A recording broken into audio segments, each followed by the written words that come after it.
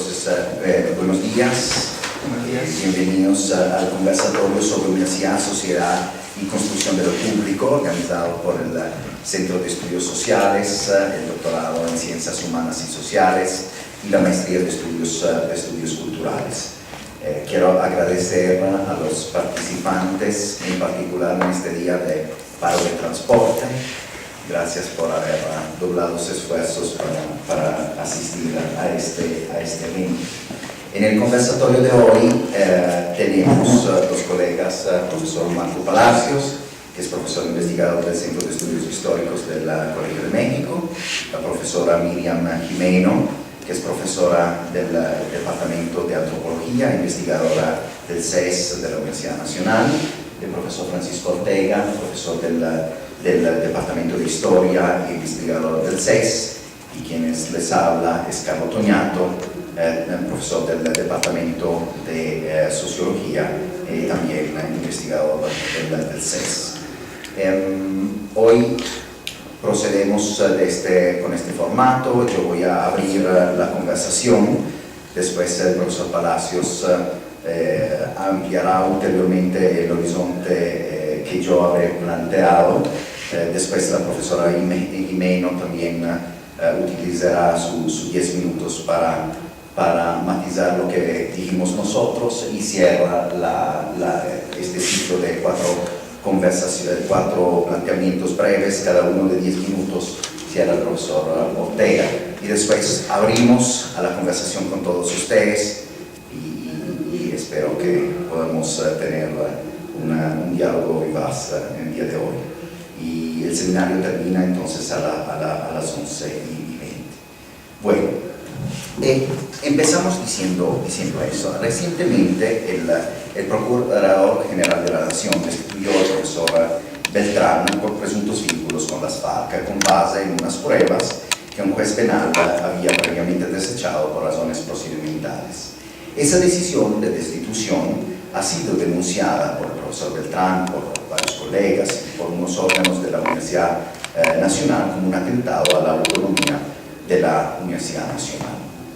En una carta abierta a la comunidad universitaria sobre la defensa del principio de autonomía de las universidades públicas en Colombia, he tomado posición sobre ese punto de la autonomía universitaria y he explicado que dicha defensa nos obliga a una práctica simétrica de defensa de la universidad frente a la interferencia por parte de lógicas externas importadas desde otras esferas de lo social y que buscan colonizar nuestra cotidianidad académica.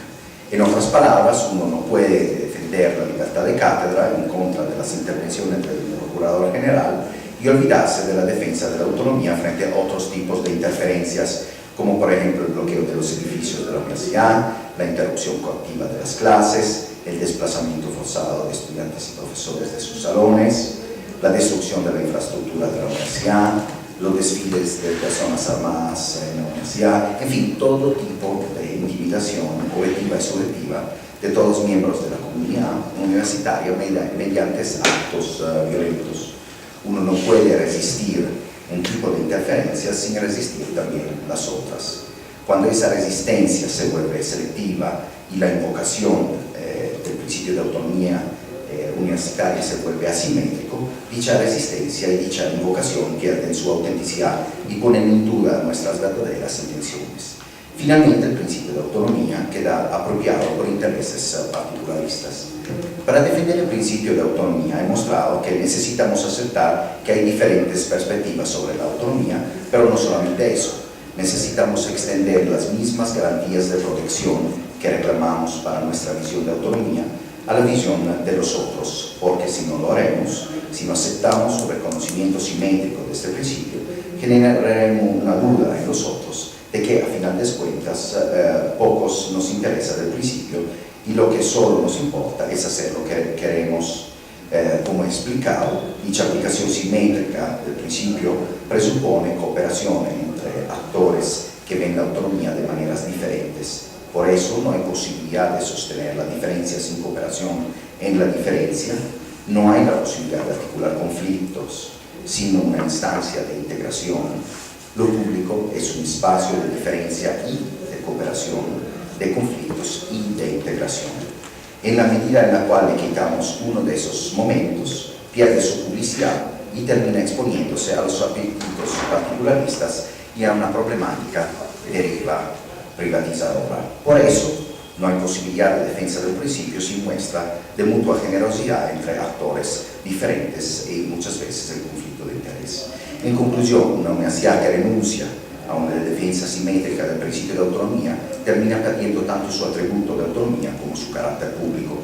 Ahora bien, aún si varios colegas han querido resaltar en los últimos meses que la decisión del Procurador General ha puesto en entredicho esa autonomía, mi impresión durante los años en los cuales yo he trabajado en esta universidad es que la autonomía de la universidad ha quedado duramente golpeada, diría yo, comprometida en nuestra cotidianidad académica.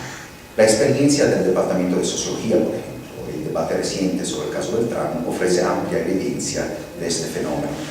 La práctica académica exigiría argumentación basada en textos escritos, no meras declaraciones, exhortaciones o invocación de emociones fuertes.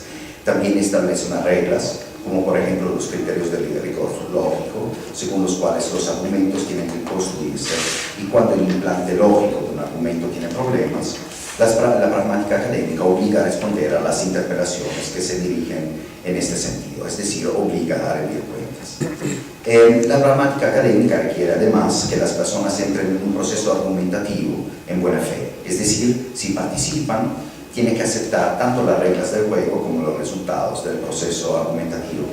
Además, una aplicación simétrica de los principios lógicos que guían la argumentación académica es una de las maneras mediante las cuales los académicos hacen muestra de su buena fe. En mi último escrito titulado Reconstruir después de la guerra, desafío para la Universidad Nacional y su cultura universitaria, he ofrecido varios ejemplos a propósito de las fallas en dicha pragmática académica durante el debate reciente sobre el caso Beltrán.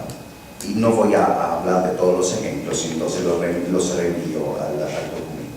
En particular, hemos visto pocos escritos como base para la discusión, muchas declaraciones, poca argumentación, rigor lógico oscilante, pocas respuestas a las interpelaciones, ambigüedades en la buena fe de ciertos participantes en el debate, la utilización de libretos casi religiosos y la invocación ceremonial de símbolos cuyo contenido ha sido totalmente arrasado bajo la urgencia de la agenda política que mueve el debate.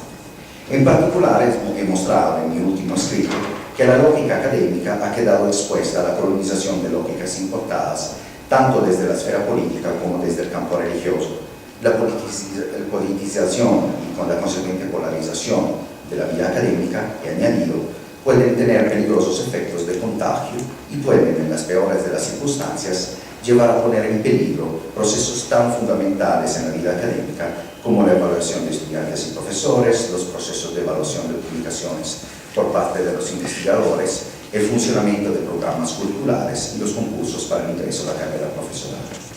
La colonización de la esfera académica en nuestra cotidianidad por parte de lógicas externas a ella empieza desde los escenarios de interacción pedagógica. No obstante la celebración a veces pomposa en nuestro medio de la figura del investigador crítico, aún perviven en los salones de clase pedagogías que se apartan de la lectura de los textos y se basan casi exclusivamente en la escucha de la palabra del docente. Estas pedagogías que implícitamente exaltan el poder salvífico de la palabra y que peligrosamente acercan la docencia a un ejercicio de predicación, constituyen un obstáculo a la cultivación de sujetos críticos. Son pedagogías eclesiásticas que premian la repetición por parte de los estudiantes de las verdades reveladas a ellos por sus docentes. Son pedagogías que incitan a la conformación por parte de los estudiantes con esas verdades. Son pedagogías de la obediencia basadas en una visión sacerdotal del docente, en una concepción litúrgica y catequética de las clases y en un entendimiento del estudiantado como feligresía. Son prácticas pedagógicas que forman los sujetos para su ingreso en espacios políticos en los cuales se premia la lealtad, la paciencia y la obediencia.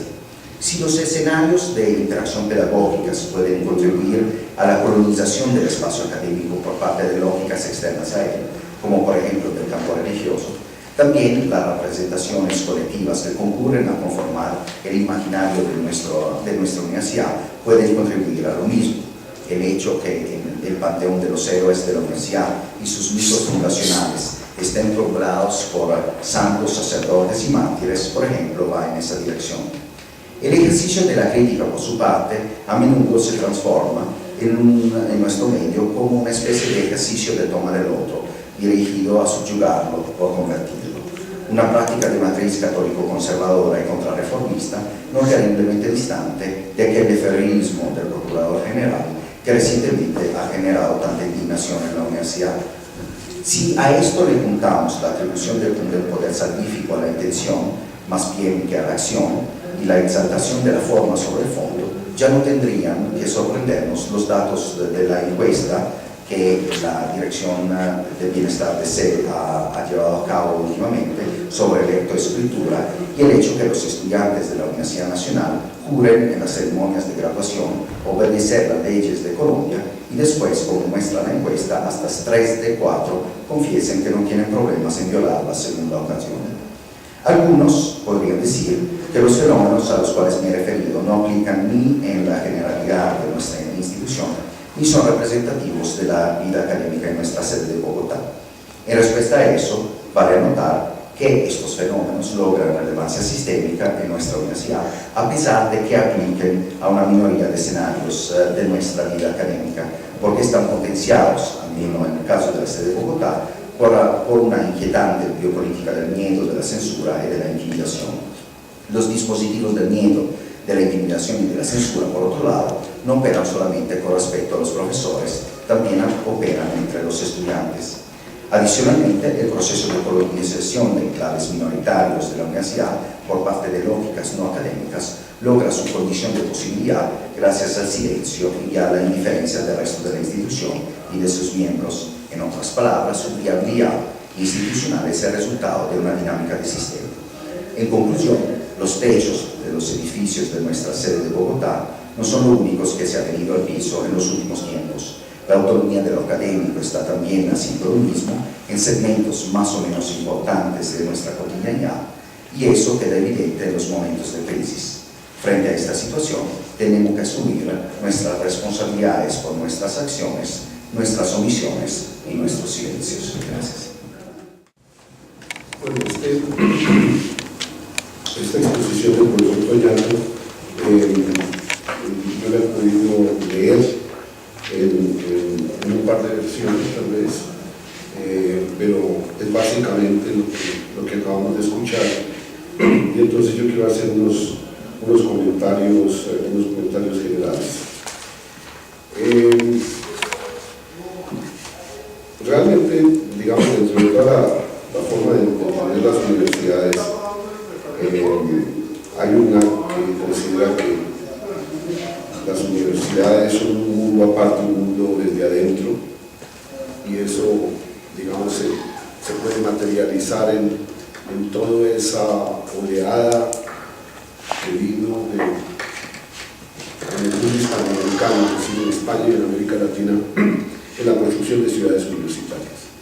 Ciudades universitarias en general estaban extramuros de las ciudades, querían que hubiera unos espacios amables, formidables, donde la gente tuviera libertad, donde los estudiantes estuvieran aparte realmente de la vida en los centros urbanos, no en estos, sino comprados, con jardines, con edificios amables, donde podían vivir también los estudiantes allí, los profesores, y en fin, esta cosa cerrada. Pero evidentemente cuando uno lo mira desde esa perspectiva puramente socioespacial, si ustedes quieren, advierte inevitablemente una serie de interacciones muy fuertes, de que así se plasme de alguna manera esa cultura interna en una ciudad universitaria, y ya no es el caso de la ciudad universitaria de Bogotá, porque ya está completamente rodeada de barrios. Antes no era así, estaba rodeada de potreros, había muchas protestas, no era posible que estos estudiantes estaban en el centro de Bogotá, tuvieran que ir en buses que tuvieron un costo muy alto en la época presupuestal para transportarlos allá y luego volverlos a traer a la ciudad. Era una cosa que quedaba lejísimo, ya no, porque eso ya está completamente rodeada, y ya francamente es un mito suponer que ahí hay que tiene alguna importancia la segregación espacial y el aislamiento espiritual que esa segregación comporta. Entonces eso ya no es así, eso ha cambiado muchísimo, pero lo que quiero decir es que en cualquier caso, no solo habría que mirar las culturas que se crean desde adentro y los valores que tratan de, digamos, de estar en el corazón de esas culturas académicas, y vamos a suponer que hay una cultura académica que tiene una dinámica propia, unas lógicas, como ha dicho el profesor, propias, pero también hay un par de cosas externas de la universidad que están adentro de la universidad, así de hecho estén afuera. Una, naturalmente, que es la más importante en el mundo hispanoamericano, es la cultura política. La cultura política en general, la cultura que ahora, naturalmente, desde el siglo XIX para acá y más en el siglo XX, trata de inventar, o trata de inventar a través de dos palabras que son lo nacional y lo popular. A veces últimamente le han metido lo democrático. Bueno, a través de esas palabras, esa cultura política incide extraordinariamente. En la cultura política como tal, de un país como Colombia, y yo cada vez eso es controvertible, por supuesto, pero quiero decirlo, yo creo que es una cultura completamente elitista en todos los sentidos de la palabra, los positivos de una élite científica, una élite, la que ustedes quieran, y también los negativos en el sentido del puro privilegio. La cultura política colombiana desde la época colonial y naturalmente la cultura española que viene atrás de eso desde las 7 partidas de Alfonso el Sabio implica que las universidades están hechas para formar una clerecía, sea para el servicio del Estado, sea para el servicio del rey, sea para el servicio de Dios.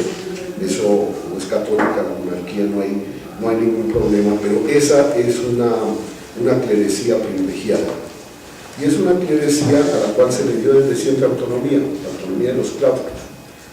Cuando uno mira, aquí fue tardío, fue en el siglo XVII, los colegios, aquí no hubo universidades, realmente universidades como la de Santo Domingo y como la de México, la de Lima, conforme a los estatutos de Alcalá o los estatutos de Salamanca, que implicaban ya de entrada que no eran los obispos los que la manejaban, sino eran los colegiales, los que estaban dentro del claustro, que eran un claustro formado por profesores y estudiantes. Y así era como se determinaba la cosa, y las cosas se aprobaban no levantando la mano, sino haciendo ruido, como se hace así, entonces así se aprobaban las cosas. Era muy elemental, pero ese era el poder del claustro. Claustro quería decir eso, entonces tampoco es que sea nada novedoso, digamos, ese carácter tan corporativo que tienen, pero en últimas todo eso se concede a cambio de que la universidad cumpla lo que le dice la cultura política que forman sus élites de abogados, sus élites de clérigos, sus élites administrativas, en fin, todo lo que ustedes quieran que puede formar una universidad. Entonces eso, a mi juicio, no ha cambiado para nada. Los valores centrales en Colombia son esos, pero claro, esos valores centrales cambian cuando la sociedad, digamos, hace reinterpretar los valores políticos. Es decir, por ejemplo, cuando la demografía colombiana, la urbanización colombiana que se acelera tanto después de 1950, 40, un poco tardío, cuando los índices de escolaridad y alfabetización, en fin, todo eso que llaman la modernización, cuando todo eso más o menos aparece estadísticamente y aparecen unas clases medias, bueno, hay que darles a esas clases medias universidades. ¿Y hasta dónde? Esas clases medias van a ser la élite. En la medida en que se masifican la educación superior, es obvio que esas clases medias ya no van a ser la élite, porque ya están en unos límites muy fuertes de masificación, y entonces aquí en Colombia al menos se privatiza un poco para que la élite tenga unas instituciones muy buenas de élite en todo sentido. Y este último sentido, en el mundo contemporáneo, creo yo, hace parte de otro tipo de cultura que funciona muchísimo en lo público, en las universidades, que es lo que uno puede llamar la cultura empresarial. La cultura empresarial, es decir, la cultura en última donde los valores del mercado son los que orientan, y esos valores son fundamentalmente de eficiencia. Y eso se lleva a todo. Las universidades públicas implica que quienes la administran tienen que, en lugar de ser buenos académicos, ser buenos gerentes, de ser eficientes en el gasto.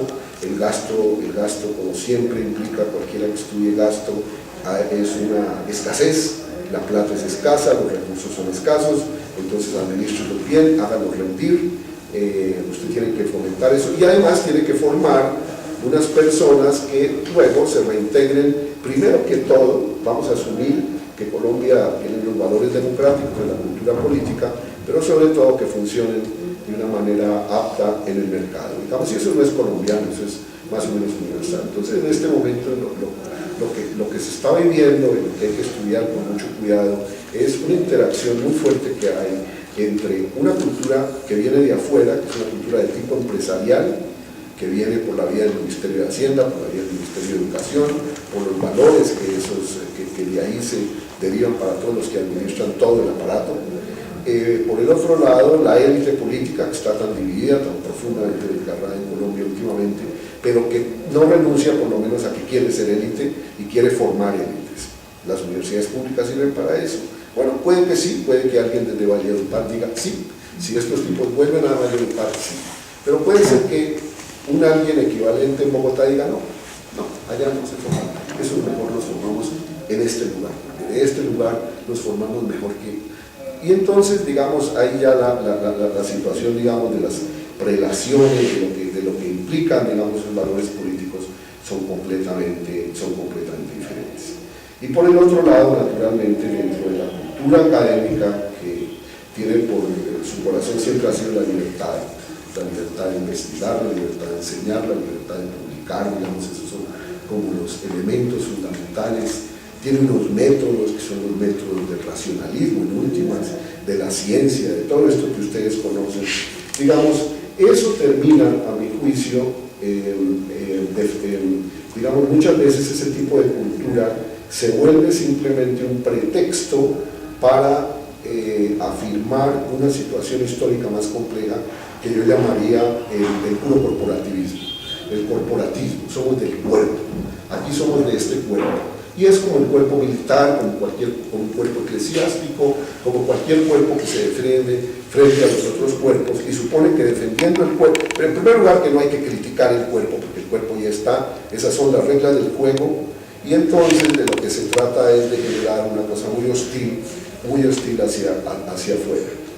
Y claro, nunca hay una afuera ni una adentro, eso para nada. La universidad, digamos, tiene una cantidad de gente, para hablar completamente de la Universidad Nacional, yo creo que hay unas cosas de esas, y con eso termino esta primera especulación alrededor de las reflexiones del profesor Toñato.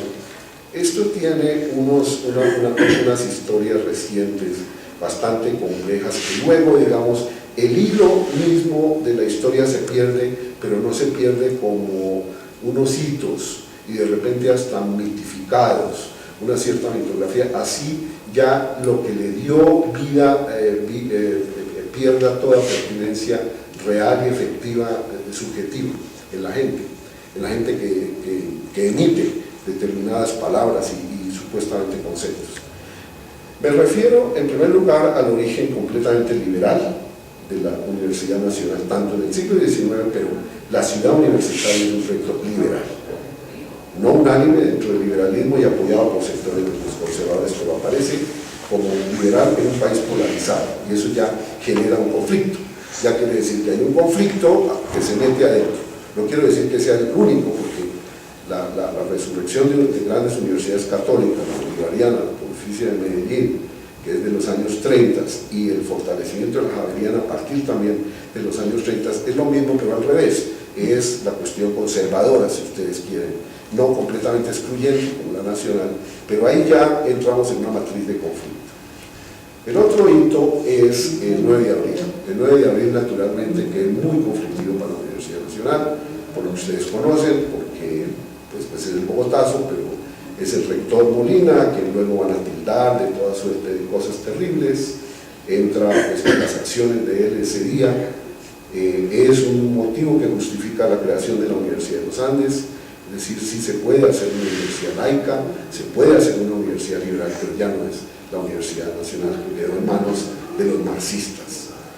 Y unos pocos años después del 9 de abril, cuando apenas, digamos, se están como todavía la herida no se ha cerrado del todo, ocurre esta matanza espantosa aquí, a unos pocos, a 400 metros de donde estamos nosotros en este momento, de la carrera séptima, por la calle 12 y 13, el batallón Colombia, que acaba de llegar de la guerra de Corea, dispara tranquilamente contra una masa de estudiantes que habían celebrado el día 9 de junio, el 8 de junio comenzaron a celebrar unas jornadas que se habían celebrado el 9 de junio de 1929, que a su vez eran en celebración de 20 años de las jornadas del 8 de junio de 1909, cuando un movimiento estudiantil, entre comillas, tumba al dictador Rafael Reyes, al presidente Reyes, y lo celebran todos los estudiantes en el Jockey Club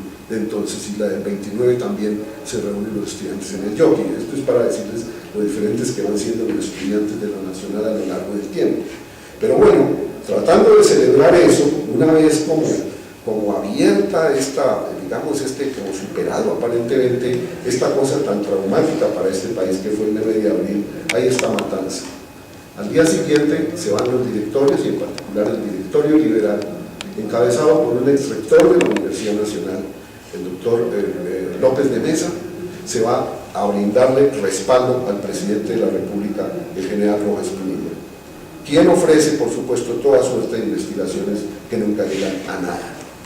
Y eso naturalmente es una universidad que va generando unas resistencias, una politización absolutamente sesgada en relación con todo. Y eso, que ya realmente no es, como dije al principio, un referente empírico, yo creo que sigue operando y generó una serie de reacciones muy fuertes, en particular cuando el Frente Nacional, que se anuncia como la época de la juventud, en particular los años 60, se anuncia una adoración por los jóvenes, ustedes lo pueden ver, los antropólogos lo podrán ver mucho mejor, en las imágenes, en el lenguaje, en el vocabulario, en todo, pero ya los jóvenes universitarios que se sienten muy adulados, habrá un grupo de la Nacional que diga no, a nosotros no nos adulan, nosotros vamos a responder. Hay una cosa simbólica, con eso termino, que es muy interesante, que yo no sé cómo interpretarla, pero se la propongo a ustedes de esto. Y es cuando la Universidad Nacional entrega el doctorado honoris causa a López Pumarejo, expresidente de la República, el constructor de la ciudad universitaria. Allá va todo lo que se llamaría la clase alta de Bogotá, es decir, algo parecido a lo que hizo aquí el procurador en el matrimonio nefribreano de su hija, donde estaba toda la élite del Estado colombiano ahí, en ese matrimonio. Bueno, toda la élite del Estado, pero parte también de la élite social de Bogotá, se fue allá a la cafetería central de la Universidad Nacional a celebrar y a reconocerle a Alfonso López Pumarejo lo que había hecho creando la ciudad universitaria. Bueno, en plena operación, plena ceremonia, se levanta un joven muy aguerrido, se para en una mesa, así tranquilamente, se para en la mesa y echa un discurso, pues yo no sé si elocuente, nada, no quedó nada escrito, no se sabe, pero yo supongo que debió tener algo de verbo, de elocuencia de la época. Y ese joven, y no, la gente lo aceptó, la gente, cuando trataron de hacer algo, una señora de Bogotá, y no, hable, López un poco molesto, que hable. Y bueno, digamos que lanzó todo lo que tenía que lanzar ahí. Ese joven se llamaba Antonio Larrota, fue el fundador del MOEC, que fue un movimiento, digamos, de los que comenzó la lucha armada en este país. Entonces, digamos, lo digo porque cuando uno mira todo lo que está pasando, hay que entender que estas cosas, hay unos sustratos por allá que ni siquiera son de la memoria, porque no creo que nadie se acuerde, que eso esté registrado, ni nada. Yo no entiendo cómo se difunde a lo largo del tiempo, digamos, cómo es la difusión a lo largo hacia adelante de cosas que en un momento determinado sucedieron y luego impactan mucho. Entonces yo creo que mucho de esta colonización pues es una colonización que ya tiene muchas capas, que tiene muchas posibilidades, tiene muchas capas inclusive de legitimación. Bueno, yo quiero primero celebrar que el profesor Toñato haya incentivado este debate, no solo en este pequeño círculo en el que estamos hoy, sino como debate público en la Universidad Nacional a través de la circulación de unos textos provocadores porque cuestionan la idea de que cuando se habla de autonomía universitaria todos sabemos de qué estamos hablando y es un principio incuestionable. Me parece muy importante eso y ojalá eso llevara a un debate más profundo en la universidad. El argumento del profesor Toñato que ustedes oyeron va básicamente, me parece a mí, en dos sentidos. En uno, a mostrar que el principio de autonomía requiere poder cumplir con un principio de simetría en su ejercicio, de manera que las lógicas que no son de la autonomía académica no pueden ser permitidas dentro de la universidad. Y él se refiere especialmente a las lógicas de ejercicio de la violencia, como las tomas de los edificios, pero también a una que me parece muy importante, y es a una pedagogía autoritaria que estaría en contravía de la idea de que estamos formando pensamiento crítico, intelectuales críticos dentro de la universidad. Por su lado, el profesor Marco Palacios nos llama la atención sobre cultura política y lo que eso ha significado en la Universidad Nacional. Me parece a mí que señalando tres grandes elementos. Uno, de dónde viene la idea de la autonomía como ligada a privilegios de los claustros universitarios coloniales y también en general medievales. En Europa no lo mencioné, pero me imagino que era parte del sustrato. Pero en segundo lugar, cómo van apareciendo otros dos grandes fenómenos que transforman esa autonomía inicial de los claustros coloniales. Y es, por un lado, la cultura empresarial, la lógica de la eficiencia, como supeditando la lógica de la autonomía de los claustros del principio, de conocer la verdad y sometiéndolo a otra lógica, la lógica del gasto y el provecho. Y finalmente nos muestra cómo en la cultura política de la universidad se va produciendo paulatinamente, a partir sobre todo de los años 50, acentuándose en el Frente Nacional, un divorcio entre la juventud y el horizonte político de la juventud universitaria de la Universidad Nacional y versus otra que circula, digamos, ampliamente en las universidades de élite, que se encarna en lo que él nos ha contado de la celebración, la pretendida celebración que se le hacía de Alfonso López como fundador de la ciudad universitaria. Y cómo ese divorcio, lo creo yo también firmemente, sigue imperando hasta hoy en día como dos horizontes políticos que no pudieran tocarse. Y mi argumento central va a traer algunos elementos como sociológicos, a añadirlos a la discusión de sociología histórica, también un poquito brevemente, y se basa alrededor de la idea central de que la autonomía es una manera de ejercer la libertad y que ese ejercicio de la libertad no es un principio ni natural ni universal, sino que es un ejercicio no solamente histórico, o sea, que nace en condiciones similares, sino que la propia historia nos ha enseñado que la autonomía es una conquista. Es una conquista que tiene que ver con las prácticas de quienes piden autonomía, que tiene que ver con la legitimidad de esas prácticas de quienes piden autonomía. Y que entonces habría que recordar que si bien la autonomía no es una invención de la modernidad, sí es la autonomía universitaria, sí está la autonomía universitaria estrechamente ligada al principio de autonomía individual y de libertad individual que viene construyendo el occidente moderno. Y que esa conquista de la libertad individual para poder ejercer una autonomía individual nace de luchas por la libertad individual, de luchas políticas por la libertad individual, que ustedes saben, se remontan pues generalmente cuando uno mira un texto histórico a la Carta Magna y a las libertades que conquistan, a las autonomías que conquistan los varones ingleses en relación con el rey Juan. Pero lo que se transforma paulatinamente en la medida en que se asienta el capitalismo, es una contradicción en la idea de libertad. Por un lado, la idea de que la libertad individual es un don natural que le pertenece a todos los hombres, que nacemos libres, y cosa que está trabajada políticamente pues en las constituciones, ustedes saben, de los Estados Unidos y francesa como grandes modelos políticos, pero que al mismo tiempo ese don natural, y ahí nace la contradicción que yo quiero subrayar, ese don natural igual para todos, también crea por una parte diferencias, es la base de la diferenciación en la sociedad, con individuos que ejercen su libertad, en los que unos pueden entrar con éxito en el mercado y otros no, pero es también la base de la diferenciación de estatus. Y finalmente no es algo que, a pesar de que se supone que está en la naturaleza de los hombres, no es algo dado, sino que debe cultivarse, debe enseñarse y también debe controlarse.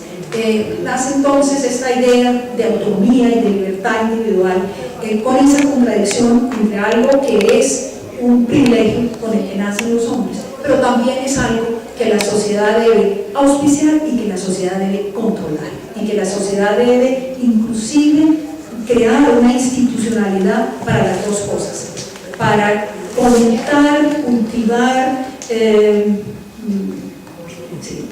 me parece que es la mejor palabra, la libertad individual, y la universidad es por excelencia una de las instituciones fundamentales para esa idea, la idea de crear individuos que tienen unas competencias intelectuales pero que también tienen un gobierno de sí mismo, que entonces ese gobierno de sí mismo los hace útiles a la sociedad, los hace que no caigan por la vía de sus pasiones o de sus instintos en conductas que dañen al conjunto de la sociedad. De manera que la libertad individual también debe ser controlada en bien de la propia libertad individual. Nace entonces en el propio concepto de autonomía una gran tensión entre lo que es la autonomía, que es la posibilidad de autogobierno, con la necesidad de controlar esa autonomía para evitarle el daño a la sociedad.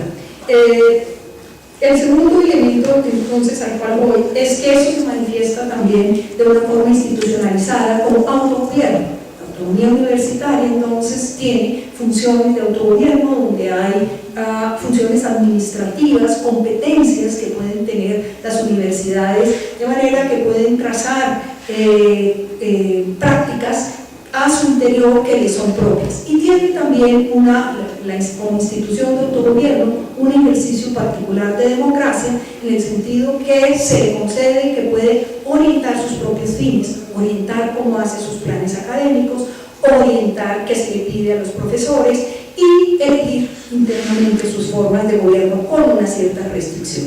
Pero ¿qué es lo que viene sucediendo en general a lo largo, finales del siglo XX y a lo largo de este siglo? Que esas formas de autogobierno pasan de ser formas de ejercicio de la libertad, que si bien están dentro del Estado, que si bien son parte del ejercicio de libertad del Estado en su conjunto, pasan de ser eso a ser prácticas altamente controladas por una burocracia central.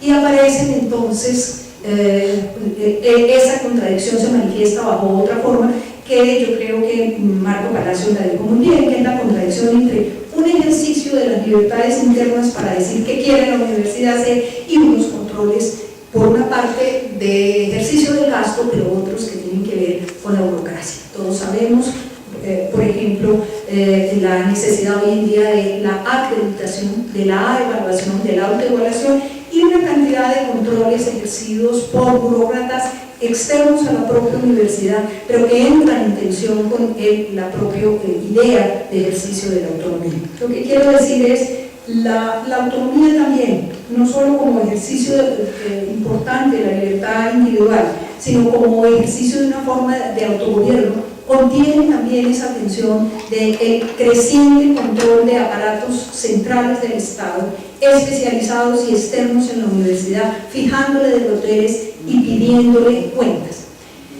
Finalmente, para terminar, entonces yo diría que ahí aparece en el nombre de que se le pide la burocracia. Pensemos en la burocracia del Ministerio de Gobierno, del Ministerio de Educación a la universidad, en nombre del bienestar de la sociedad. Y aparece el gran argumento de la necesidad de rendirle cuentas, de que la universidad le debe rendir cuentas a la sociedad de la manera como está cumpliendo la autonomía que le han dado. Y aparece entonces la idea de que no puede gastar de cualquier manera, que tiene que dar cuenta de cómo gasta, de que tiene que proveerse formas de adquirir recursos ella misma. Aparece la idea entonces de que hay que hacer estatutos del profesorado, hay que hacer estatutos, legislaciones sobre el desempeño de la universidad. Pero como mi argumento es que la autonomía es entonces históricamente ha sido una conquista que tomó la forma de malmisión en su primer momento, es decir, de la gente que se liberaba de la sujeción, bien sea de la esclavitud o del cautiverio, después toma la forma que se va acercando a la forma liberal de libertad y finalmente llega a la forma moderna de autonomía. Como mi argumento es que eso se conquista en muchas sociedades particulares, me parece a mí que la universidad está atravesando una coyuntura particular en que tiene que conquistar de nuevo su autonomía, que nada le está dado en este momento donde los controles burocráticos son extremos, donde incluso se habla del déficit presupuestal estructural de la Nacional y de otras universidades públicas, que nada le está conquistado y que la sociedad parece dudar, no solamente las élites, sino la sociedad parece dudar de lo benéfico que es concederle autonomía a estas universidades, porque no han respondido suficientemente. Y sobre las preguntas, entonces, ¿puede la universidad mejorar las condiciones de acceso? ¿No tiene la universidad unos mecanismos altamente selectivos y viciados para el acceso a la universidad? ¿Cuáles son los accesos de clase?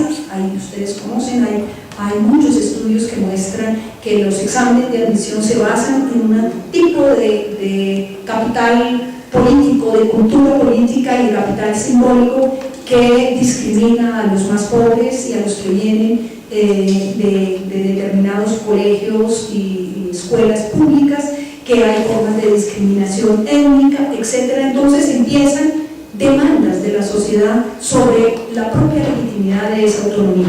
Tienen que ver con el acceso, pero tienen que ver también con la manera como los profesores, la calidad pues, de la pedagogía y de la enseñanza. Sí estamos formando jóvenes, y ustedes oyen el sentido común preguntarse, ¿estamos formando jóvenes para la sociedad colombiana de hoy? Es una forma de cuestionar la autonomía.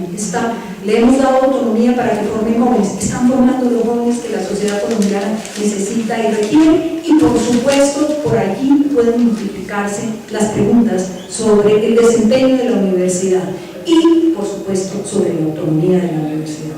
Con lo que quiero terminar es simplemente diciendo que la autonomía no es un don natural, la autonomía no está inherente ni al ejercicio de la universidad, ni siquiera al ejercicio individual, sino que tiene que ver con la relación entre esos cuerpos, sea el cuerpo individual o el cuerpo institucional y el contexto social, y hay que conquistar. Me parece que la universidad ha venido en los últimos, no sé, muchos años, no me hablo de 2 o 3 años, pero en los últimos tiempos, cada vez más perdiendo esa legitimidad de su autonomía, que el divorcio político del que nos habla Marco Palacios tiende a acentuarla aún más y volverla crítica, y que el imaginario que tiene la sociedad colombiana sobre la autonomía universitaria lamentablemente está ligada a la tirada de piedra en la 30 con 45. Si la universidad quiere defender su autonomía, no pasa por la defensa, como bien lo ha mostrado el profesor Toñato,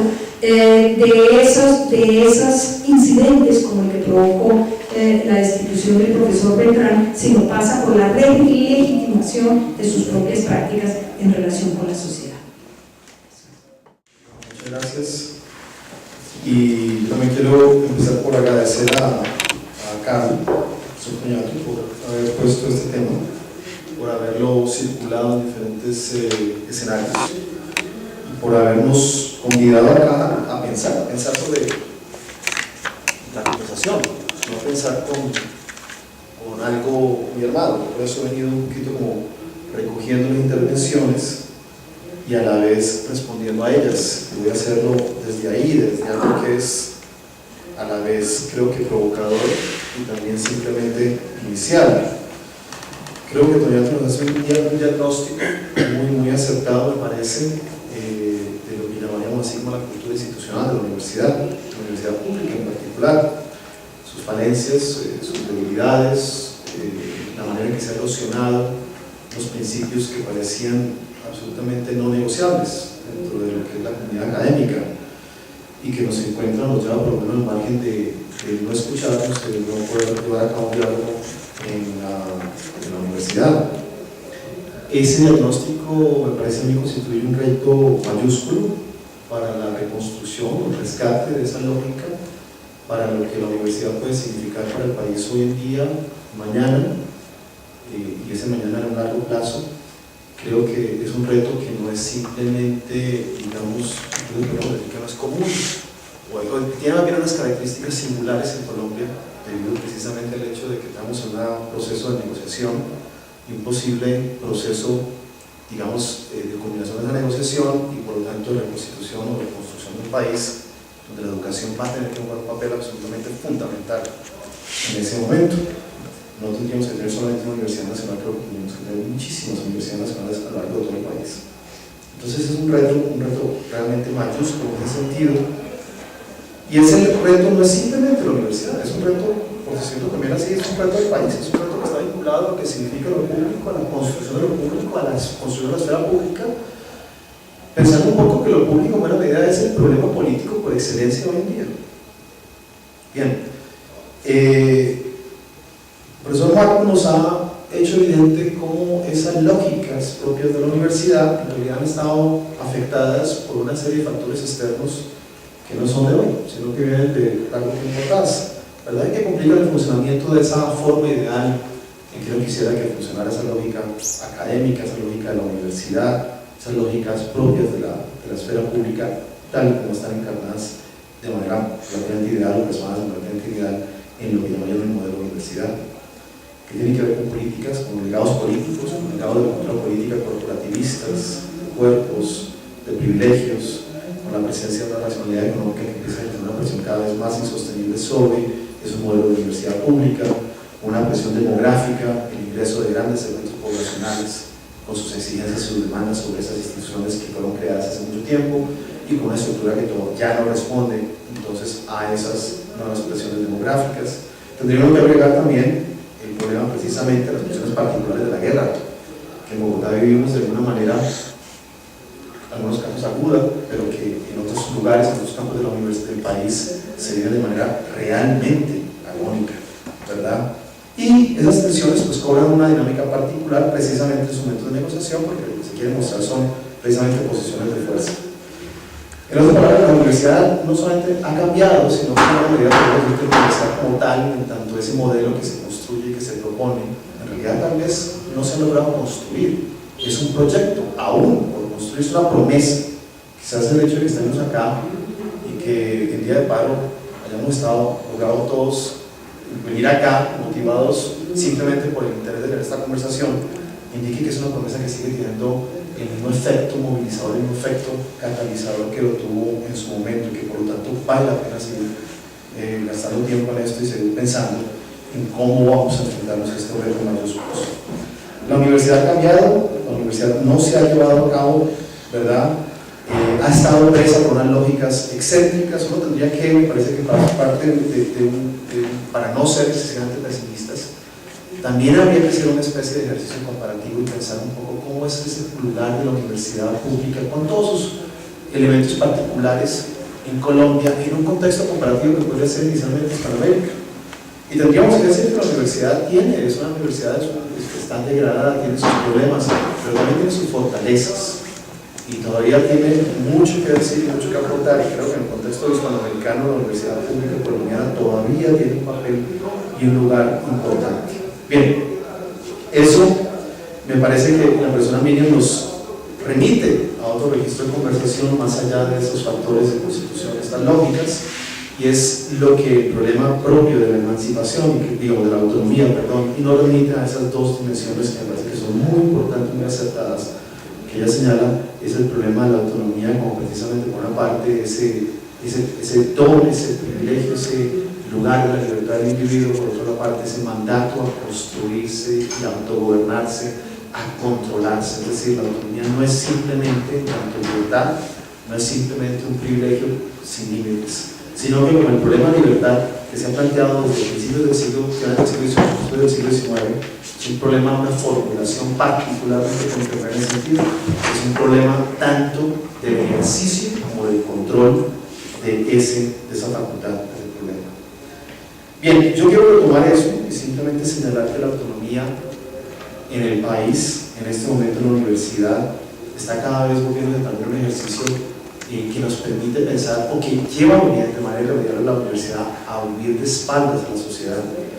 Hay un momento en que la universidad se está volviendo quizás en el momento más urgente de los últimos años, nos estamos volviendo irrelevantes, y ciertamente creo que esto se vive de manera muchísimo más aguda en las ciencias sociales y en las ciencias humanas, donde nos volvemos cada vez menos interlocutores de la sociedad. No estoy hablando simplemente de los estamentos institucionales del gobierno, sino también de la capacidad de sociedad civil. Hemos perdido tanto prestigio como credibilidad en el sentido de interlocución, como capacidad institucional de efectuar esa misma interlocución. No es que no exista, pero en la medida en que la Universidad Nacional sigue siendo el campo académico más importante del país, con el volumen de investigación y de publicaciones más importante del país, esa capacidad de traducir esa producción académica en interlocución efectiva, en realidad me parece a mí, seguimos estando bajo un gran nivel. La autonomía entendida precisamente en la manera en que lo diagnostica, es decir, a través de un no reconocimiento de que esa autonomía implica también entonces el principio de simetría, creo que ha agravado esa incapacidad, esa posibilidad de hacer una interlocución eficaz. Es por eso que yo quisiera pensar el problema de la autonomía desde otro ángulo. A mí me parece que en un contexto de incivilidad en el que nosotros vivimos hoy en día, el proyecto de autonomía tendría que también pensarse como una construcción de civilidad. Creo que aquí retomo el principio de simetría que señala Carlos, pero lo pongo en el contexto de las presiones que vive la universidad, en el contexto de esa guerra, en un contexto de un país profundamente desigual y con una diversidad también muy profunda. Es decir, no es un mandato simplemente normativo, sino que es un proyecto de construcción, un proyecto de respuesta y un proyecto de responder de manera relevante, de tratar de recuperar el protagonismo como interlocutores en el país a través de una propuesta de una civilidad que por otra parte constituya un manejo, una conciencia de la autonomía precisamente como aquello que oscila necesariamente, tiene que ser así, entre el ejercicio de esa libertad y las formas de autogobierno, las formas de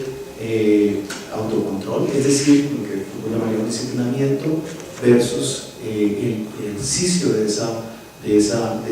lo que el apoderamiento de esa autonomía, ¿verdad? Esa es una lógica a la cual no podríamos en este momento escapar, me parece que está ahí, que señala muy bien, me parece la persona muy bien. La autonomía como civilidad es también un rescate, o debe ser un rescate de la misión crítica y de la propuesta crítica, que reconozca y retome esa dimensión crítica, creativa, de renovación social, que hace parte de lo público. Lo público cuando surge en un momento particular, que es el momento precisamente de la construcción de lo que llamamos nuestra modernidad política, en ese momento lo público tiene una dimensión de distancia ante las instituciones del gobierno, es decir, una construcción también de la veeduría, de un distanciamiento dentro de eso, de un cierto escepticismo ante el ejercicio del poder. Lo público es una cierta garantía, y la universidad pública rescata esa garantía. y la necesita construir, pero la tenemos que construir a través de la que llamamos, lo que yo pensaría que tendría que llamar una nueva visión de civilidad, construcción de una civilidad crítica, una civilidad que sea democrática, una civilidad que se construya a partir también de la diversidad y la heterogeneidad de esta sociedad, porque esta universidad, la universidad pública, es igualmente una de las instituciones privilegiadas del país, donde coexisten los sectores más diversos y más heterogéneos del país. Pocas instituciones como la universidad pública en Colombia tienen esa ventaja. El ejército podría ser otra, pero el ejército tiene un mandato muy diferente. En el ejército coexisten personas de diferentes grupos sociales, diferentes etnias, diferentes creencias, diferentes estamentos, y en la universidad pública también.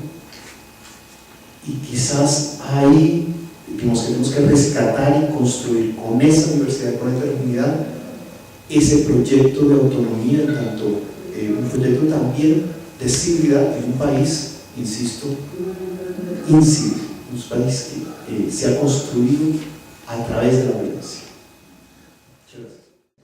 Abrimos a la intervenciones, comentarios, preguntas, sugerencias.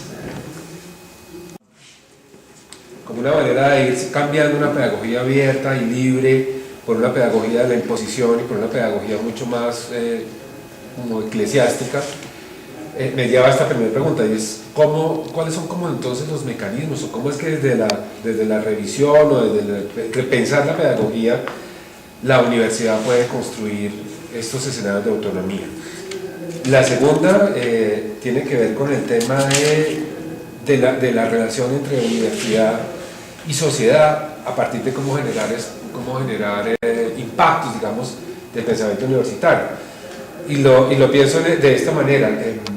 Claramente cada uno de los estudiantes de la universidad en sus trabajos generan un impacto del pensamiento universitario en el desarrollo social, pero cuando uno mira el tema del gobierno o mira el tema, digamos, del Estado, ¿cuáles serían entonces las interfaces precisas para que la universidad se proyectara en términos de una manera de incidir en lo social, que fuera mucho más contundente? Estaba pensando en una discusión sobre el agenciamiento cultural en otra de las conversaciones, y es cómo hacer para que la universidad agencie, digamos, desde su manera de pensar las cosas, una forma distinta de lo social. Y la tercera y última pregunta, que apenas me extiendo, es el tema de la cultura de lo político. Y sí, la universidad siempre ha sido vista, la Universidad Nacional, con una perspectiva muy particular de ser, digamos, de su ser político. ¿Cómo es que hacia adentro se debate ese pensamiento político como una razón de ser de la universidad? O si esa discusión es parte de las discusiones que la universidad debería tener en torno a cuál es su razón de ser.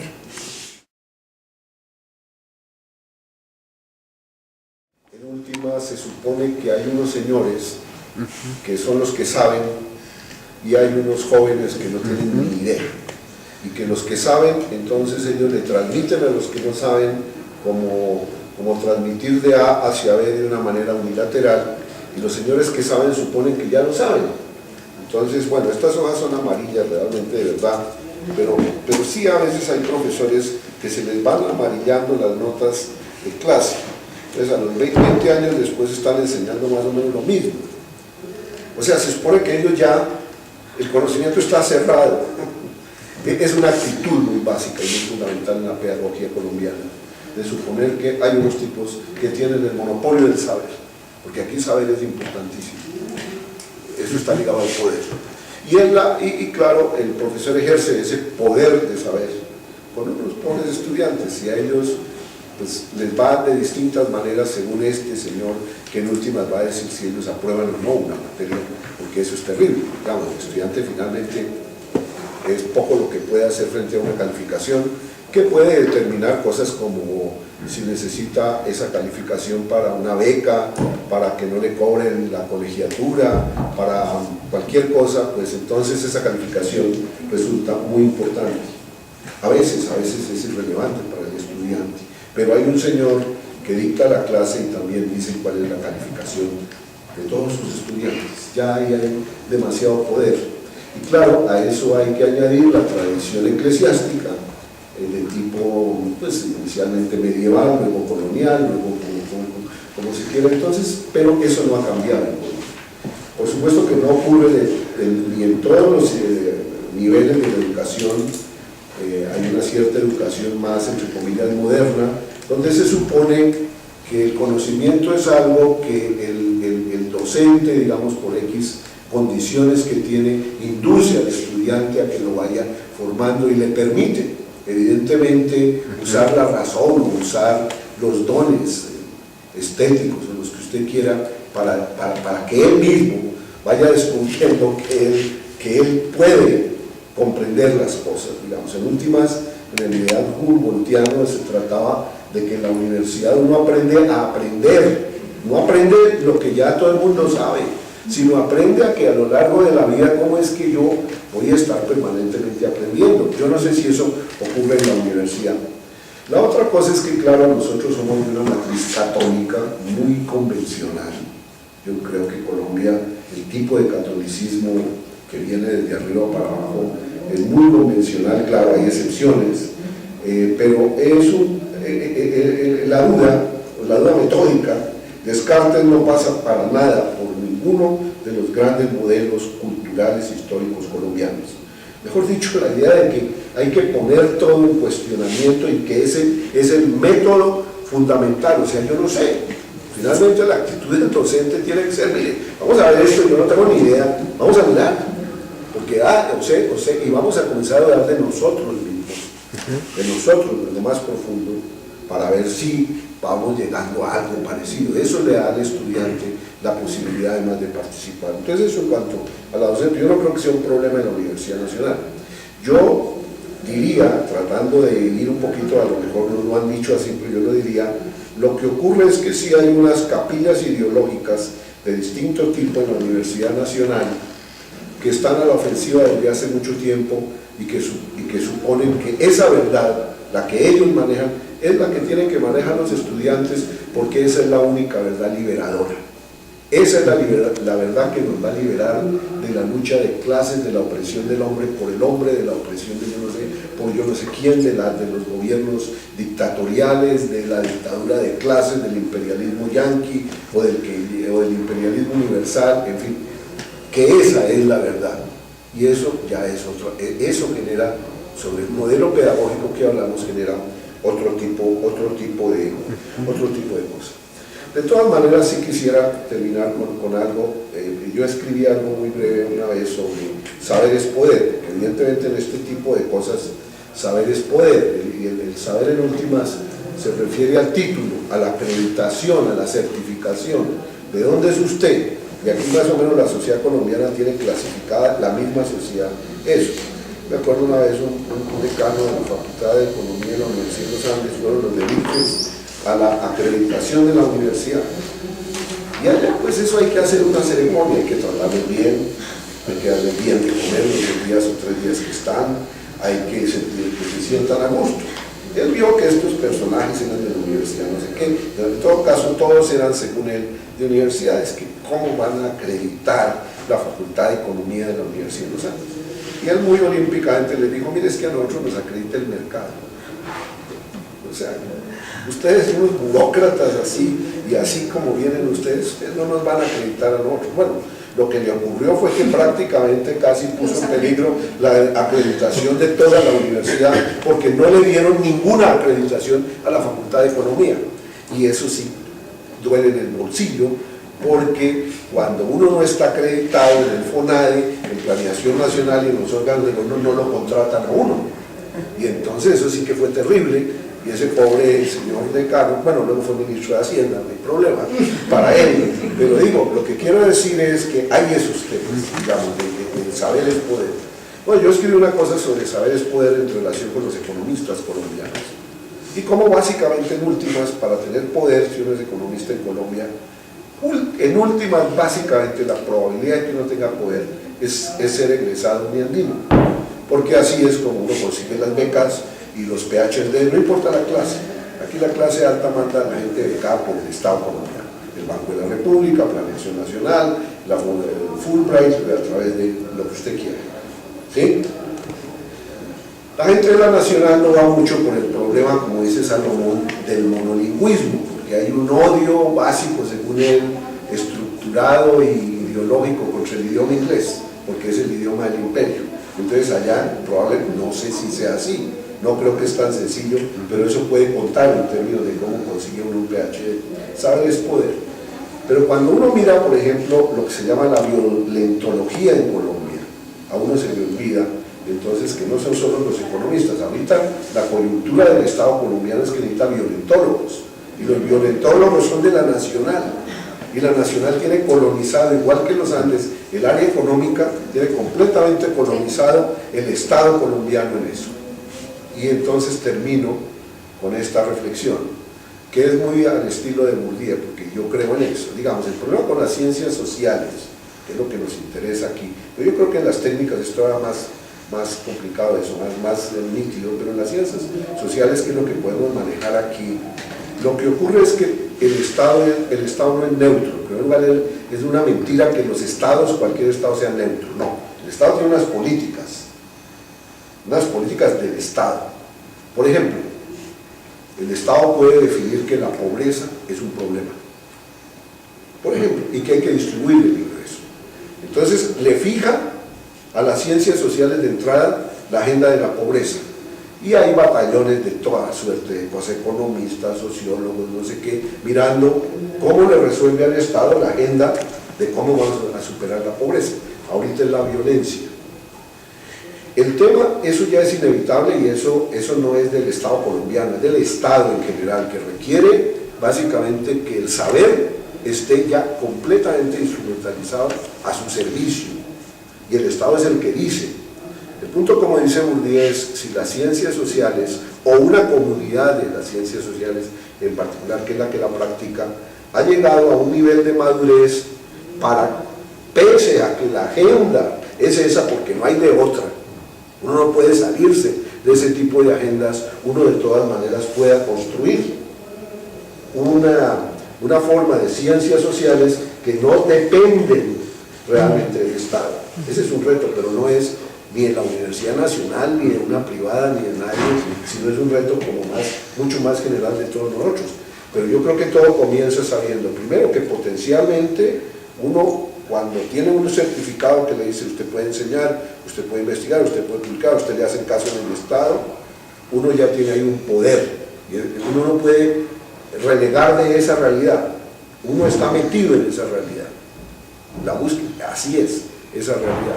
El otro tema es que si uno es consciente de eso, uno tiene que tratar de decir, bueno, yo trabajo con esa agenda, claro, sino que hago, es la que está en el mundo, pero yo voy a tratar de armarlo de tal manera que de esto vayan quedando unos residuos, inicialmente residuos de ¿cómo se llama?, de nuevo conocimiento o de métodos de conocer que son independientes de cualquier agenda política de cualquier Estado. Ese es el reto, y no es de la Nacional. Claro, en la Nacional se puede ver mejor, porque la Nacional, al menos en apariencia, sí se toma en serio eso del conocimiento. Yo creo que ya más o menos hay una buena cantidad de gente, digamos, de los 3.000 profesores, yo diría que por lo menos 1.000 se toman en serio el tema del conocimiento. Digo, unos 1.000, no sé si son muchos, pero por ahí no sé. Perdón. No, yo aprovechar su pregunta para volver a mi argumento de que yo creo que en los últimos años hemos vivido una creciente presión sobre las universidades, sobre la nacional, pero en general sobre la universidad como institución, de dudas que tiene la sociedad y que tiene el Estado sobre la autonomía que le ha otorgado a las universidades, pero que eso se traduce no en unas discusiones abstractas sobre el principio de autonomía, sino en discusiones muy concretas sobre el presupuesto para las universidades, sobre los mecanismos de acceso a la universidad, sobre el estatuto del profesor, sobre qué áreas privilegiar en el conocimiento, y la nueva propuesta, ¿cómo se llama? Consenso por la educación, ¿cómo es que se llama lo que salió? El acuerdo por la educación. Acuerdo por lo superior. El acuerdo por lo superior es una provocación, digamos, para el sistema universitario, no específicamente para la nacional, pero una cierta provocación para responder a una de sus preguntas, y es cómo hacer interfaces entre universidad y sociedad. Y el acuerdo por superior le propone un camino, y yo no sé si le va a imponer un camino, y es privilegiar la formación técnica y tecnológica sobre otras áreas del conocimiento. ¿Cómo vamos a responder nosotros a ese reto a nuestra autonomía? No tengo ni idea. No sé si se ha empezado a discutir, pero ahí ya está diciéndoles, no señores, lo que queremos privilegiar y como acceso a la universidad es lo que tiene que ver con la formación técnica y tecnológica y la relación entre esas dos cosas. Y en ese sentido es un desafío para la autonomía de las universidades. En relación con lo pedagógico, yo solo quería hacer un pequeño comentario, y es que me parece que el valor de lo que Carlos señala es la contradicción que hay entre un modelo autoritario de enseñanza y el supuesto ideal del pensamiento crítico, que tiene que ver con una cultura política en la Universidad Nacional que se supone que es en sí misma pensamiento crítico. Entonces es sembrar la duda sobre esa supuesta autodefinición, autoconfianza de la Universidad Nacional como un centro de pensamiento crítico, pero que mantiene una pedagogía que, claro, como Marco lo dijo, no es de la nacional, es mucho más extensa, pero una pedagogía que no enseña a pensar todavía y en la que todavía los estudiantes mantienen unas jerarquías de pensamiento sumamente fuertes con su profesor. Y finalmente el tema de la cultura política, yo sí creo que la nacional, si quiere resolver las dudas que la sociedad tiene sobre su autonomía, tiene que replantear ese divorcio que se instauró y que Marco ejemplificó en lo de Antonio Larrota, repito eso, ese divorcio de horizontes políticos como una falsa dicotomía. Yo creo que inclusive el proceso de discusión sobre la posibilidad de hacer la paz nos está mostrando que en la medida en que ahondemos, cabemos más profundo, una fosa en que son irreconciliables estas posiciones políticas, y que la nacional sería la vocera de una posición política de lucha por la destrucción del Estado. En la medida en que sigamos cavando en esa fosa política, pues en esa misma medida seremos incapaces de relegitimar nuestra autonomía. Una aclaración adicional sobre diferencias entre la noción de autonomía y la noción de independencia, ¿no? La idea es que cuando nosotros estamos abogando la autonomía de la universidad, no estamos queriendo una universidad que se aísla, una torre de marfil que no quiere tener nada que ver con el resto de la sociedad, ¿no? Porque uno podría decir, entonces, ¿qué pasa con aquellos científicos sociales que hacen de la intervención una dimensión importante de su forma de entender su conocimiento, de construir su conocimiento? La noción de autonomía simplemente lo que está diciendo es que está dejando abierta la puerta a todos estos tráficos entre la esfera académica y las otras esferas de la sociedad, pero lo que sí está resaltando es que hay una lógica propia de autoorganización de esa esfera que se llama academia y que no puede no puede ceder a la marcha colonizadora por parte de otras lógicas. Y Marco Palacios antes estaba exactamente, también Miriam, refiriéndose al tema de las formas en las cuales ciertas lógicas de mercado sí están intentando colonizar de forma profunda la forma en la cual lo que tenemos que investigar, las formas en las cuales nosotros tendríamos que investigar. Entonces ahí hay dos conceptos diferentes, pero digamos, el hecho de decir que tenemos relaciones con otras esferas de lo social, intervenimos en la sociedad, no implica que tenemos que renunciar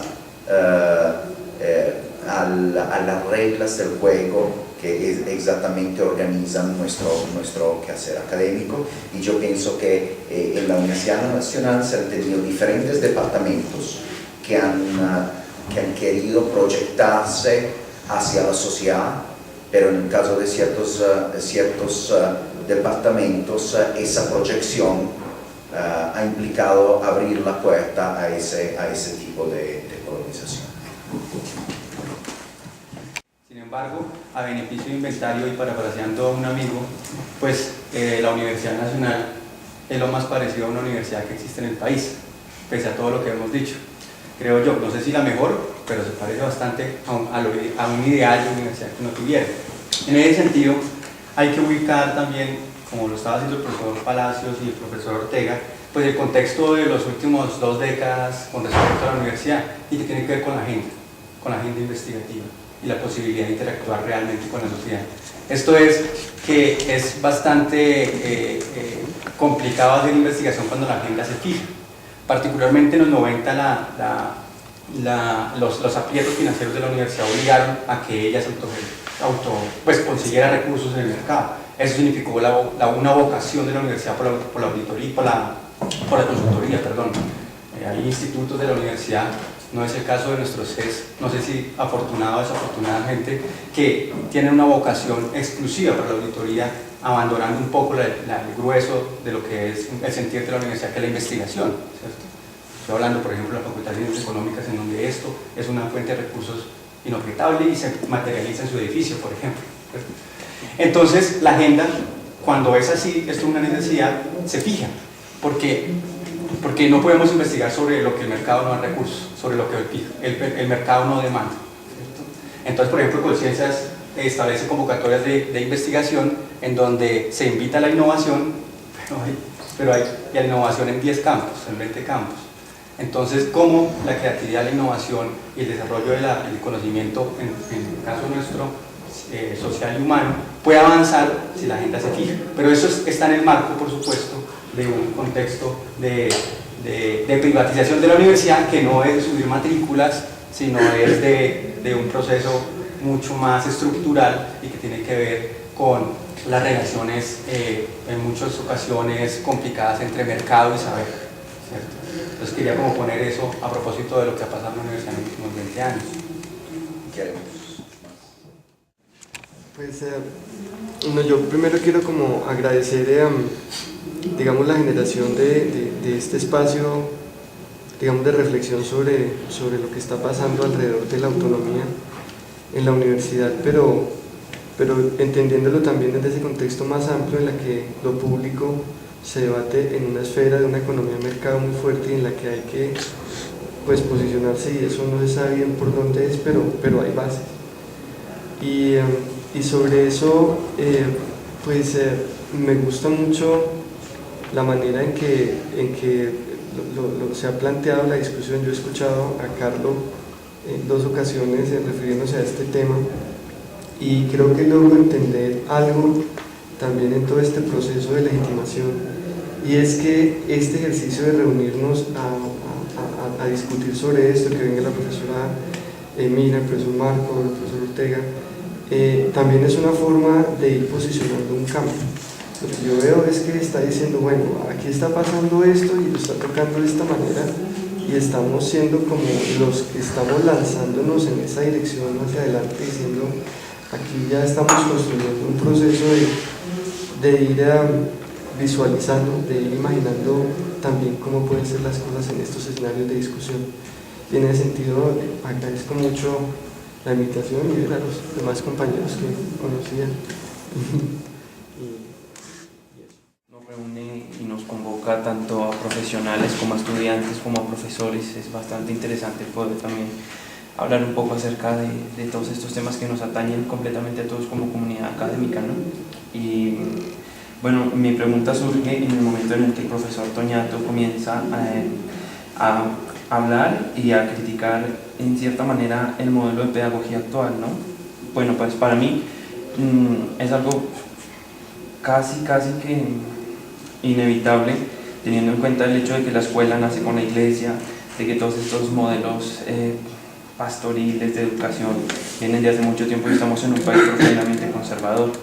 Y coincido con usted totalmente en que es necesario cambiar ese imaginario de que el edificio es como el templo del conocimiento y el profesor es el sacerdote que entra a dar esas verdades absolutas. Y ahí es cuando me surge la pregunta de cómo nosotros podríamos repensar todos estos modelos pedagógicos.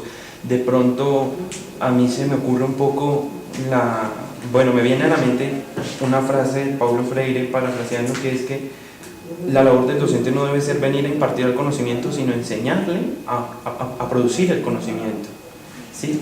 A partir de unas bases, comenzar a tener una construcción conjunta, porque de hecho es uno de las discusiones en el departamento, el hecho de que teorías latinoamericanas de la sociología se tratan muy poco, sabiendo que son teorías completamente pertinentes a nuestras realidades y todo eso. Entonces, ¿de qué manera nosotros podríamos, por un lado, repensar la pedagogía para que no sea simplemente el llegar a impartir el conocimiento y las verdades absolutas, sino que también sea una construcción conjunta, por un lado, y por otro lado, pues también de pronto a partir de ahí podríamos pensar en romper un poquito con esa reproducción social de la que habla Bourdieu, en la que, como decía el profesor, saber es poder. Entonces, si uno tiene su capital cultural institucionalizado, en el que tengo el título de acá y yo salí de esta universidad y todo eso, sí, en cierta manera una transformación en el modelo pedagógico que nos permita también comenzar a transformar la visión que se tiene del profesional de lo nacional. Porque, por ejemplo, algo muy particular que pasó en mi colegio fue que llegó una profesora de matemáticas y todos los otros profesores dijeron: esta señora viene de la nacional. No sé cómo lo verían, pero de una vez supieron de dónde venía, de una vez fue estigmatizada y todo eso. Entonces puede que sea algo que pase en muchos campos. Mi pregunta sería entonces, ¿de qué manera podríamos nosotros repensar las formas pedagógicas y de educación? ¿Perdón? De matemáticas. Entonces, ¿cómo podríamos nosotros transformar todas estas formas de pedagogía y de educación para que en cierta manera, por un lado, podamos comenzar a cambiar? Yo soy completamente partidario de que sí es necesaria, en cierta manera, una revolución en nuestro país, pero no una revolución del índole que piensan mis compañeros que se encapuchan, sino una revolución a partir de la educación. Porque, como mencionaban también en la exposición, no solamente, o sea, por lo general se le pone atención cuando ya son universitarios o están en 11 y se van a graduar y dicen: wow, hay que transformar la educación. Pero ¿qué pasa con la educación de la primera infancia y con la transmisión de capital cultural que viene a partir de los hogares y todo eso? Entonces, si hemos de propender tal vez por una transformación en el modelo pedagógico, a mi parecer sería no solamente al interior de la universidad, sino también la educación pública, primaria, secundaria, y cómo todo esto termina por repercutir en la educación superior. Y ahí vendría mi pregunta de cómo podríamos nosotros plantear o pensarnos un modelo pedagógico distinto que nos permita salir de ese lugar donde estamos enclavados. Yo creo que ese es un cambio que ocurre y ha venido ocurriendo de manera gradual. Creo que la universidad hoy en día es muy diferente de lo que era hace 10 años. Yo llevo 10 años en la universidad, en el 2004, y me ha tocado vivir claramente como profesor esa diferencia, aunque uno como profesor la vive de manera muy diferente a la mayoría de los estudiantes, pero creo que la he detectado, la he mirado y la he seguido. Y creo que la universidad hoy en día es una universidad más abierta, menos en ese sentido encasillada en unos modelos, pero está todavía con mucho camino por recorrer. Yo creo que ese cambio ocurre en buena medida de manera, digamos, los profesores tienen que tomar esa iniciativa. Eso no va a pasar, esa iniciativa no ocurre a nivel de los estudiantados necesariamente, porque no tienen herramientas para propiciar ese cambio. La administración puede generar los espacios, las herramientas y algunos de los incentivos para que esos cambios se den. Algunas veces lo logran, otras veces realmente no se sienten acompañados en sus procesos. Pero creo que los profesores tenemos ahí una gran responsabilidad. Yo digo en mis seminarios, que trato de ofrecer siempre con frecuencia, y creo que esta es una manera de entender eso, que el seminario es siempre un espacio. Cito a Michel de Certeau, que es una de las personas que llaman filósofos, sociólogos, antropólogos, que me parecen más sugerentes, quien señalaba definir el seminario como un espacio donde lo imposible debía irrumpir. ¿no? Lo impensable es lo que debe ser. Y un espacio, un aula, es eso, es el lugar donde debe irrumpir lo impensable, lo que yo no, como profesor, no tengo calculado, ni puedo guiar. El espacio del seminario, el espacio de encuentro entre estudiantes con el profesor que está acompañando, es el espacio, me parece que es cuando se vuelve más potente, el momento en que aquello que estaba de antemano sabido deja de ser y empieza a convertirse en cambio en un objeto de investigación, en un objeto de interés genuino por parte de todos. Eso me parece que es simplemente, digamos, estrategias que cada uno de nosotros trata de alguna manera de implementar y que simplemente tenemos que seguir promocionando. Pero también significa una cosa muy importante: resistir una serie de lógicas de masificación y de racionalización de la universidad en el mal sentido de la palabra. La universidad, en efecto, tiene que ser, por decirlo así, más eficiente, más capaz de administrar responsablemente sus recursos. Pero eso no quiere decir que la lógica racionalista, la lógica de la economía, por sí solo le tiene que dar, o le puede dar su forma de operar, y en efecto es muy contraria a esa lógica. Los espacios pequeños, los espacios de encuentro entre estudiantes y discusión con profesores son lugares absolutamente fundamentales. Y el profesor, si bien no es el sacerdote, tampoco es reemplazable por YouTube o por cualquiera de esas plataformas que hoy en día quieren señalar como la vía última, ¿no? Entonces creo que el modelo pedagógico tenemos que ser muy claros, debemos resistir. Ahora, eso para conectarlo con otra cosa adicional.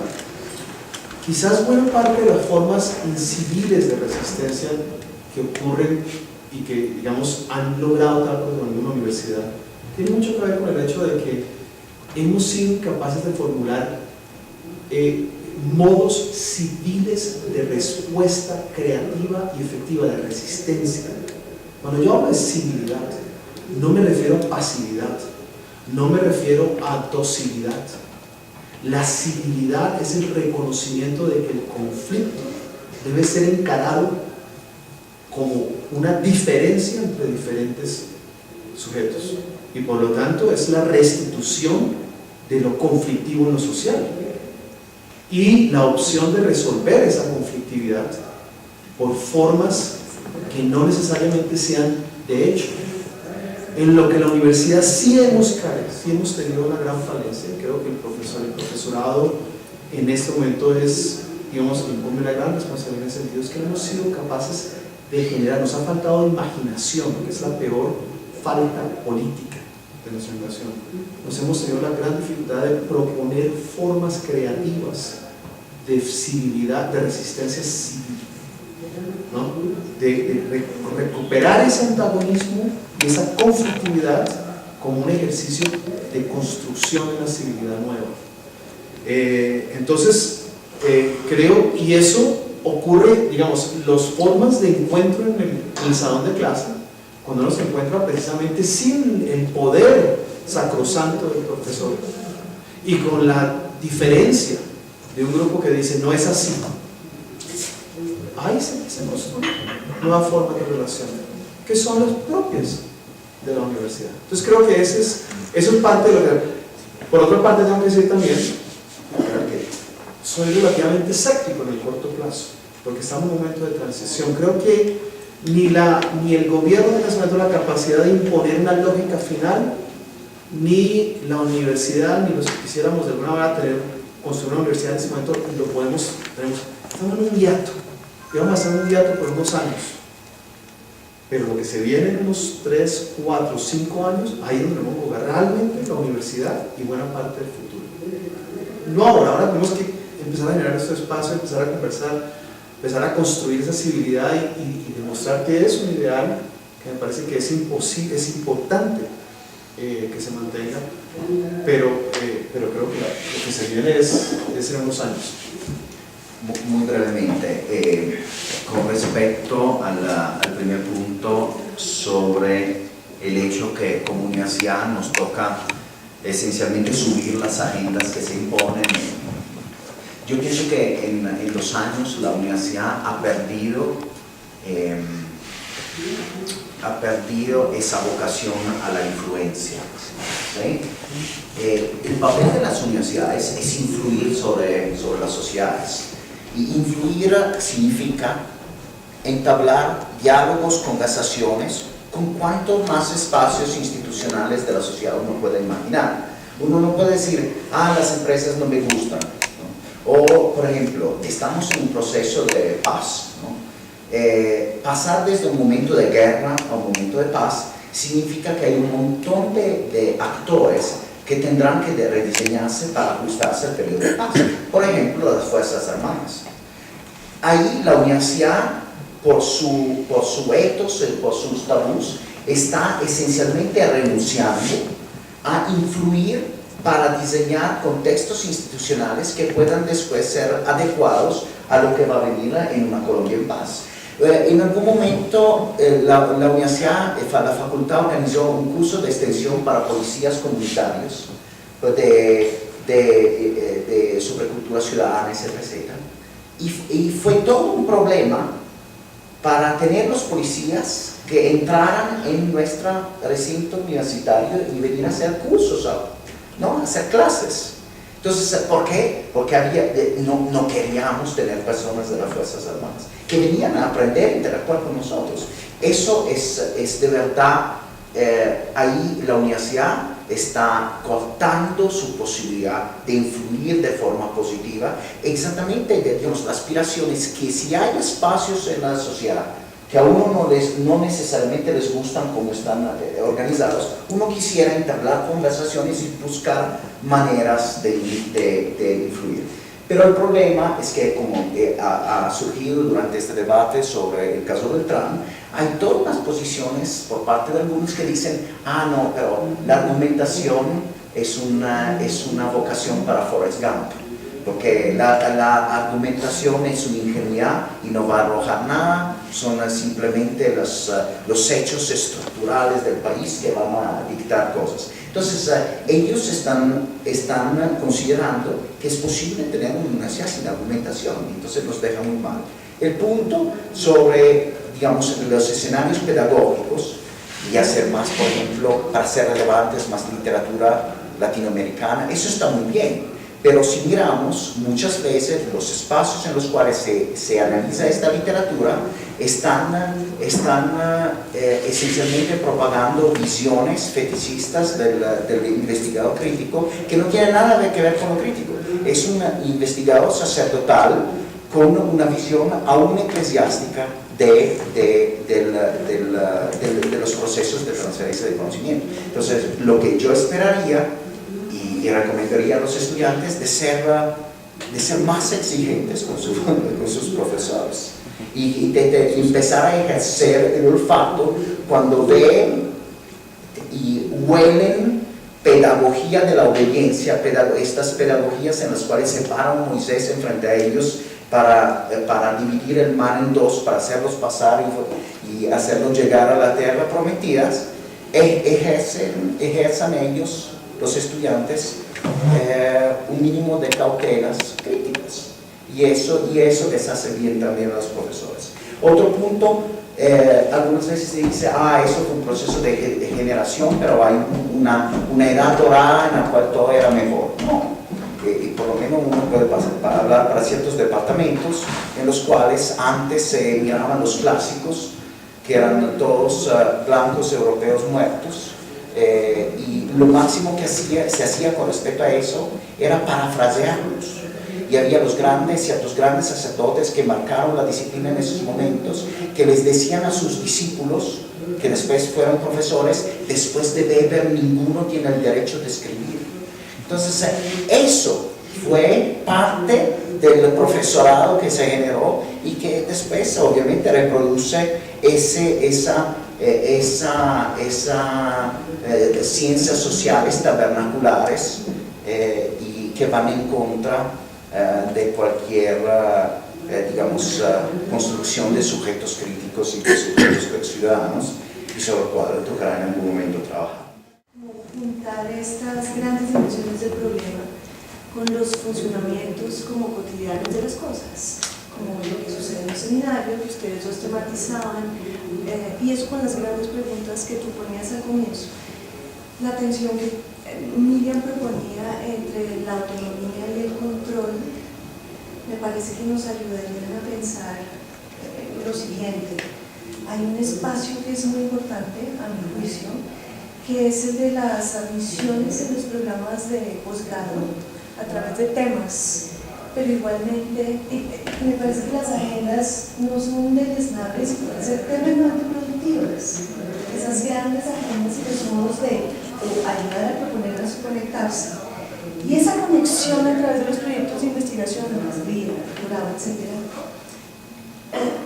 Yo sueño con la posibilidad de que la entrada a esos programas no sea de individuos con, digamos, un interés particular en el que desarrollan su capacidad de pensamiento con una profundidad grandísima, porque también las maneras que ha construido la academia de ese aislamiento del que tú hablabas y deseable, esta distancia incluso física, geográfica, ¿sí? Espacial, me parece que la noción de investigación grupal y no individual o de duplas podría provocar y la conexión con lo institucional o con grupos o con movimientos sociales para formularla, tal vez sea esa posibilidad de legitimidad mayor, no del trabajo de los individuos que nos esforzamos mucho, que podemos decir cosas y tener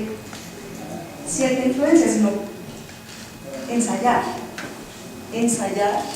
la entrada de grupos que entran a hacer su maestría o entran a doctorarse como equipos, siendo miembros de varias instituciones. Entonces, dedicar una generación de una maestría a un problema o a dos problemas, entonces ya no serían 15 tesis, sino 2 grupales. Yo pienso imaginar eso, con todos los riesgos que hay, ideológicos, poco claros, las no transparencias, pero me parece que esa es una manera de vincular el asunto, aunque también adoro el trabajo individual. Entonces son esas tensiones. Yo escucho acerca del desligue entre el alegato autonomista universitario y la cultura política, digamos, externa, entre comillas. Me siento persuadido de analizar el asunto desde la posición que la profesora sugería, una posición, digamos, histórica. Pensar el problema de la autonomía como un proceso de larga duración, que lo es en el continente. Y pienso, por ejemplo, en la reforma autonomista universitaria de Córdoba, en 1918, en la Argentina. Y acojo parte de la lectura que Leopoldo se hace casi 60 años después de ese movimiento, la manera como él lo dividía un poco tajantemente en su decir tan particular, entre un reclamo conservador, un reclamo liberador, un reclamo liberal y un reclamo emancipatorio, dentro de una misma reforma. Lo curioso de la lectura de Sea es que él no pierde de vista que las 4 unidades analíticas que él distingue están emparentadas con movimientos políticos externos a los movimientos universitarios, a la reforma de 1893, que era el objeto mismo del debate. Particularmente la que a él le interesa, la reforma autonomista universitaria clara y emancipatoria, ligada a los movimientos anticolonialistas de la hora. Lejano de la lectura cronologicista de Sea, yo no creo, como él, que primero hubo un reclamo autonomista conservador, luego uno liberador liberal y luego uno liberador emancipatorio. Yo creo que convivieron todos juntos, en el mismo momento, y en distintos procesos históricos que se continuaron. La autonomía como disputa simbólica, la invocación de la autonomía como disputa de lo simbólico, nunca fue unívoca, nunca fue simétrica, siempre fue asimétrica. Yo me siento disuadido de emparentar los alegatos autonomistas universitarios con la noción de simetría, por 2 motivos. El primero, porque creo que, distinto a creer que la simetría nos impele a la multivocidad del símbolo, lo opaca.